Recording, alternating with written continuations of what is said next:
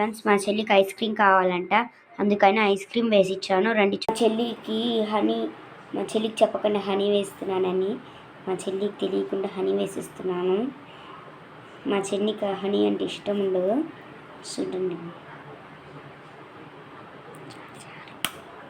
రండి వెళ్ది చూపిద్దాం. స్పూన్ వేసిస్తున్నాను. పదండి వెళ్దాం. బరడికి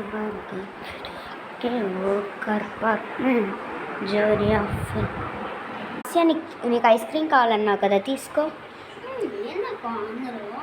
అదా చాక్లెట్ ఫ్లేవర్లే, తిను. చాక్లెట్ వేసానులే, తిను.